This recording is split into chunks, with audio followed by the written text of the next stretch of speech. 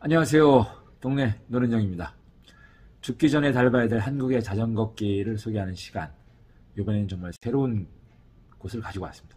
정말 어마무시한 거죠. 어디냐면 평화누리 자전거길입니다. 일단 평화누리라는 말 속에서 대략적으로 이 자전거길이 어떤 것인지 짐작을 했을 것 같은데요. 평화누리 자전거길은 우리나라 그 남과 북이 비무장지대를 사이에 두고서 대치하고 있는 그 DMZ를 따라가는 길입니다. 경기도 김포시 대명포구에서 시작해서 강원도 고성군 통일전망대까지 약 560km에 이른 자전거길입니다. 이전에는 이제 경기도 지역은 다 길이 완공이 돼서 이제 스탬프 작업을 했었는데 강원도 구간이 이제 워낙 험한 곳이라서 난제로 남아 있었어요. 그런데 이게 올해 5월 중순에 이제 정식적으로 개통을 하기로 하고요. 그 전에 이미 올댓 스탬프라는 걸 통해서 앱으로다가 할 수 있게끔 안내를 하고 있습니다. 이제 그래서 이제 여름부터는 우리가 이제 DMZ를 따라서 동해 서로 우리나라를 관통하는 자전거길을 이제 달려볼 수가 있는 거죠. 이 자전거길이 주는 의미에 대해서 궁금해할 텐데요. 우선은 우리나라 자전거길의 끝판왕이라고 볼 수가 있습니다. 보통 이제 그 서울, 부산을 가는 이제 그 국토 정두길이 가장 험하거나 길다고 생각하시는 분들이 많은데, 사실 그 길을 달려보면은 이제 이화령을 넘거나 대구 지나서 영남에서 이제 그 부산 넘어갈 때 거기에 이제 몇몇 고개들, 박진 고개라든가 이런 고개들이 좀 험하다고 하지만은 사실 대부분의 코스는 이제 강을 따라가는 거라서 굉장히 편해요. 자전거 길도 잘 닦여 있고, 그리고 이제 동해안길도 마찬가지입니다. 동해안 자전거길도 부산에서 이제 그 강원도 고성 통일전망대까지 가면은 600km가 넘는 먼 길이지만 울진에서 삼척을 넘어가는 그 코스들, 그리고 삼척에서 동해로 오는 몇몇 코스를 제외하면은 대부분 해안선을 따라서 오는 것이라서 이렇게 난이도가 그렇게 높은 편은 아닙니다. 하지만 DMZ 이걸 따라가는 평화누리 자전거길은 그 강원도 구간에서 아주 어마무시한 그 고개들을 넘어가야 됩니다. 우리나라 어필의 끝판왕이라고 불리는 이제 그 미시령, 그 다음에 인제에서 양구로 가는 돌산령, 여기는 1050m가 넘습니다. 5월달 중순은 돼야지 산빛이 돌아오는 정말 높은 곳이고요. 그것을 제외하고도 굉장히 높은 고개들, 표고차 200, 300 이렇게 되는 고개들이 수두룩하게 기다리고 있습니다. 그래서 웬만한 어떤 체력이나 이런 어필 능력이 아니고서는 굉장히 힘든 구간이 되겠고요. 두 번째, 대부분의 자전거길들이 사실 자전거 전용도로, 자전거길로 조성된 곳을 달리게 되는데, 이쪽 DMZ를 따라가는 평화누리길은 자전거길도 자전거길이지만은 공도주행도 같이 하게 됩니다. 그래서 공도주행의 경험이 없는 분들은 조금 두려움을 느낄 수도 있고요. 2번 정도 저는 이 코스를 달려봤는데, 공도주행이라고 해서 이렇게 차량이 많은 건 아닙니다. 물론 일부 구간에는 차량이 많기도 하지만 대부분은 차량이 없어요. 없지만 그래도 자전거길을 달리시던 분들은 이제 공도를 주행한다는 그 자체만으로도 이제 피곤함을 느끼게 되죠. 세 번째, 우리 평화누리 자전거길이 또 역대급인 이유는 편의시설이나 그 다음에 이런 것들이 이렇게 많지가 않아요. 어떻게 보면 전방을 따라서 이렇게 달리는 길이기 때문에 어떤 코스는 허가를 받아야지만이 되는, 자전거를 그냥 내가 마음대로 막 타고 가는 게 아니라 군부대의 협조를 얻어서 허가를 받아야지만 갈 수 있는 곳들도 있고, 그 다음에 어느 구간들은 잠자리나 이런 것들이 굉장히 제한적인, 물론 서울을 기준으로 해서 오고 가는 길도 편치 않은 이런 코스들이 여러 가지가 뭉쳐 있습니다. 종합해 보면은 일단 난이도가 엄청나고, 두 번째 접근이라든가 편의시설이 별로고, 셋째 공도주행도 많이 해야 되고, 이런 것들을 종합해 보면은 국토 정주 자전거길 중에서 정말로 끝판왕이 되겠습니다. 그래서 이걸 완주하고 나면은 이제 세상의 모든 자전거길, 우리나라뿐만 아니라 다른 나라에 있는 것들도 편하게 갈 수가 있어요. 그만큼 험하고 난이도가 높고 또 성취도가 있습니다. 이 길은 지금 이제 스탬프 제도를 하고 있는데요. 올댓 스탬프라고 예전에 트랭글이라는 앱을 많이 써봤던 그 라이더들은 이제 아실 텐데 거기서 만든 그 앱입니다. 그래서 이 앱이 좋은 게 뭐냐면 도장을 꼭 찍지 않더라도 그 길을 따라 달리기만 해도 저절로 앱으로 스탬프를 찍게 돼 있어요. 그리고 길을 벗어난 것에 대해서도 경고음을 이렇게 주기 때문에 굉장히 유용합니다. 단 배터리 소모량이 굉장히 많습니다. 그래서 이거를 종조할 때는 여분의 배터리를 충분히 가지고서 빵빵한 배터리를 가지고서 해야 될 것 같습니다. 그래도 일단은 이렇게 앱으로다가 이렇게 루트가 다 나와 있기 때문에 라이더 입장에서는 굉장히 편하죠. 일부러 뭐 GPS 기록을 찾을 필요도 없이 올댓 스탬프를 켜놓고서 가면은 저절로 되니까요. 다만 좀 아쉬운 것들은 일부 구간은 사실은 예전에 조성된 것들이 업데이트가 안 된 것들이 있습니다. 가장 대표적인 게 파주 문산읍 구간인데요. 여기는 이미 새로운 길이 조성되어 있는데 아직 앱에서는 그 과거의 길로 안내를 합니다. 이런 것들은 조금 문제가 되긴 하지만 대부분 그걸 제외한 대부분들은 거의 그 앱에 나온 앱이 추천한 코스를 따라가면 되기 때문에 사실은 길 찾기는 굉장히 수월한 편입니다.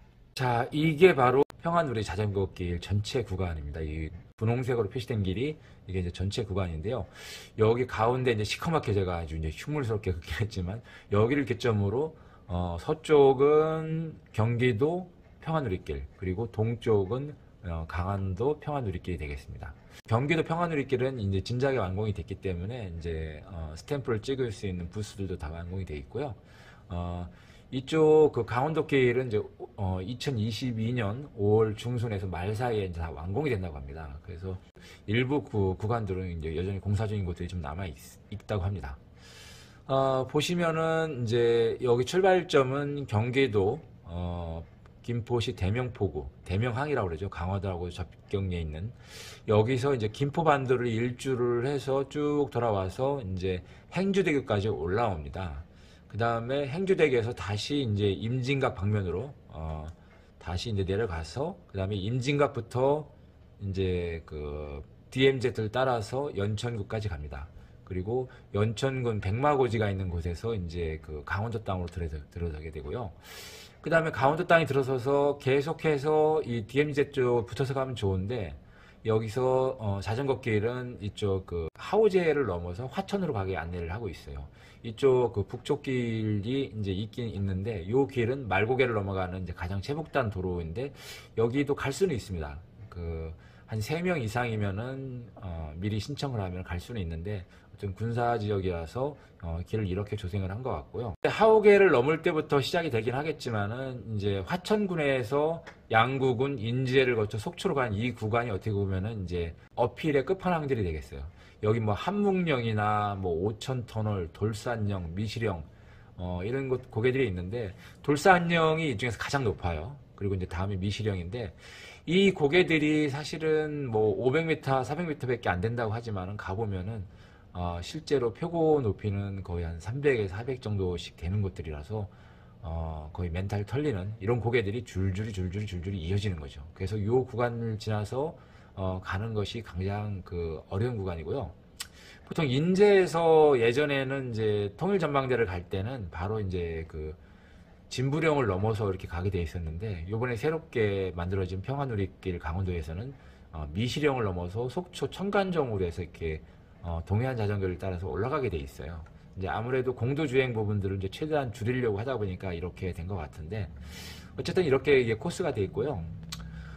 전체 거리가 560km라고 했는데 보통 이걸 주행을 하려면 뭐 한 번에 걸쳐서 주행하면 제일 좋겠죠. 시간 많고 능력되고. 하지만 이제 대부분 그렇지 못한 경우들은 한 4번에 걸쳐서 나눠서 이렇게 종주하는 것을 권합니다. 첫 번째는 이제 이쪽 그 수도권에 가까운 이쪽 지역은 김포권하고 파주 쪽은 당일치기로 2번에 걸쳐서 대명포구에서 여기 행주대교, 그 다음에 행주대교에서 임진각 이렇게 당일로 2번을 뛰고 나서 세 번째는 이제 임진각에서 다시 시작해서 화천까지 여기를 이제 1박 2일에 걸쳐서 종주화를 하면 좋겠습니다.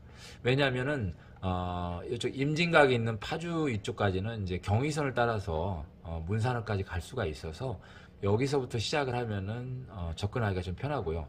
화천도 서울로 나오기에 굉장히 좋은, 화천에서 춘천 거쳐서 나올 수 있기 때문에 중간에 한번 끊어가기 좋습니다. 그래서 1박 2일로 여기 파주 임진각에서 화천역까지를 좀 멀고 힘들지만 1박 2일도 끊고요.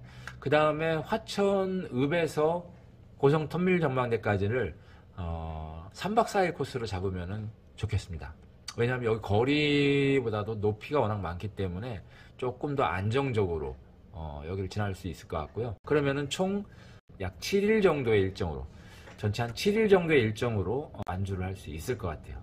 어떻습니까?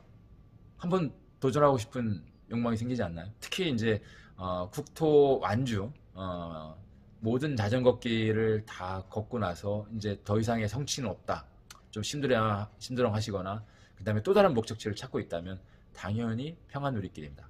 그리고 제가 이렇게 말씀드리지 않은 것들이 있는데, 죽기 전에 달려봐야 될 자전거 길로 제가 소개하고 싶은 곳들이 꽤 많이 있어요. 그 중에 몇 곳이 이 구간에 포함이 됩니다. 양구에 있는 두타연 계곡, 금강산 34km 지점까지 우리가 자전거로 들어가 볼 수가 있고요. 인제 백담사에서 미시령으로 올라가는 길, 이 백담계곡길 정말 아름답습니다. 세 번째는 미시령, 우리나라 어필 대회가 열린 여러 가지 이제 그 코스 중에 하나인데, 미시령을 넘어가면서 바라보는 설악산 울산바위의 절경은 정말 죽여줍니다. 그리고 마지막으로 속초에서 고성으로 가다 보면은 화진포를 지납니다. 동해안길에 참 아름다운 길들이 많은데, 개인적으로는 고성읍에서 터밀전망대까지 이르는 그 화진포를 좌우로 한 이 코스가 정말 백미라고 생각합니다. 이렇게 몇 개의 정말 죽여주는 자전거 길이 있기 때문에 저는 이 길을 한번 꼭 달려보라는 생각이 들고요. 그리고 이 길을 달리면 우리나라를 한 바퀴 도는 일주에 대한 꿈도 꾸게 되고, 그 완성도 이 자전거 길과 함께 할 수가 있습니다. 자, 그러면 동네 노는관과 함께 도전해 보시죠.